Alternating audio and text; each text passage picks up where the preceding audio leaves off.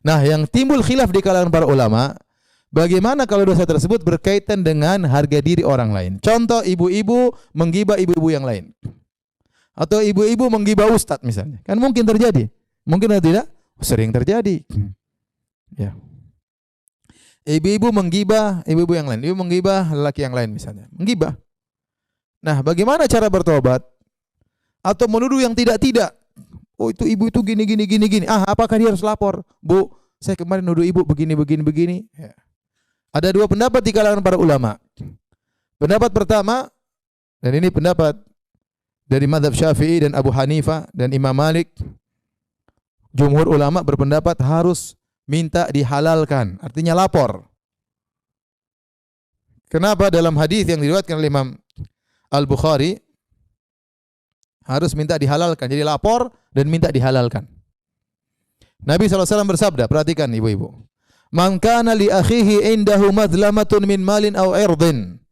Barang siapa yang punya kezaliman, dia menzalimi saudaranya, apakah berkaitan dengan hartanya atau berkaitan dengan harga dirinya. Falyatahallalhu al-yauma, maka mintalah dihalalkan pada hari ini. Qabla alla yakuna dinarun wala dirham. Sebelum datang hari kiamat yang tidak ada lagi faedahnya dinar dan dirham. Illal hasanat wa sayyiat, yang ada cuma kebaikan dan keburukan. Jadi kata Nabi, yang punya masalah dengan orang lain berkaitan dengan harta atau harga diri, minta dihalalkan sekarang, dilapor. Lapor. Kalau harta jelas, kita lapor. Saya waktu itu ngambil barang muni, saya kembalikan. Ya. Kalau tidak berani lapor, tulis kirim paket pakai Gojek. Dari hamba temanmu yang berdosa. Mohon maaf. Ini barang-barangmu saya kembalikan.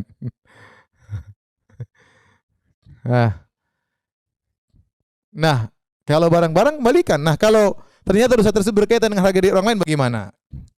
Di antaranya ghibah dan menuduh orang. Maka dua pendapat pertama, jumhur ulama mengatakan harus lapor. Ya ibu fulan, kenapa kamu kesini? Aduh, saya minta maaf. Ada apa? Maafkan saya. Insya Allah saya maafkan. Emang kenapa? Saya pernah jelek-jelekin ibu. Emang kamu bilang apa? Saya bilang ibu gembrot. Terus apa lagi? Saya bilang ibu pelit. Terus apa lagi?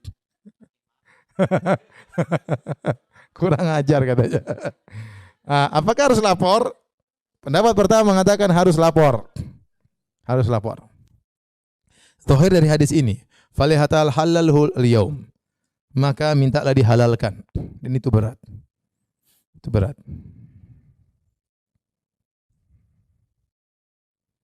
Itu berat ya.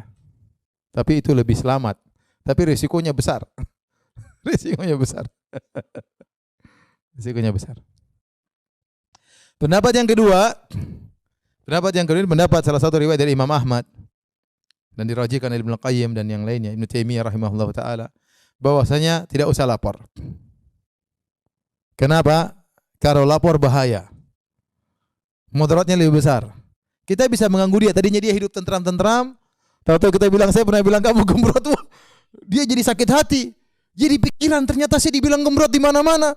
Akhirnya dia kurus gara-gara banyak pikiran. Misalnya, kita buat dia menderita. Tadinya hidup tentram sama suaminya, sama anaknya, gara-gara kita lapor, dia akhirnya apa? Menderita jengkel, dendam. Nah, itu berarti kita memberi kemudaratan kedua kali, double mudarat sama dia. Ibu-ibu senang pendapat kedua ya? Karena penakut untuk ngelapor kan?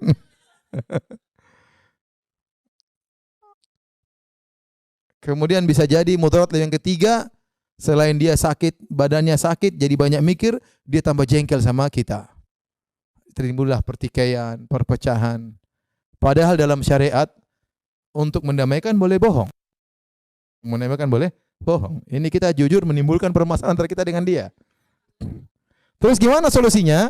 Solusinya kata Ibnu Qayyim rahimahullah ta'ala, kita sebut-sebutkan, kita perbaiki citranya. Kita sebut-sebut kebaikannya di majelis-majelis yang pernah kita menghinanya. Kita mendoakan dia, itu di antara caranya.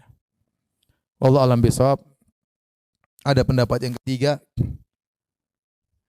Yang pertama, kalau tidak ketahuan tidak usah lapor. Tapi kalau sudah terlanjur ketahuan, laporlah, serahkan diri. Ini pendapat yang saya pilih. Jadi kita ngibah seorang, orang itu tahu kita gibahin dia, ya udah kita terpaksa kita lapor. Udah ketahuan, dia sudah terlanjur sakit hati. Kalau dia tidak tahu, nggak usah kita lapor-lapor, udah diem-diem aja.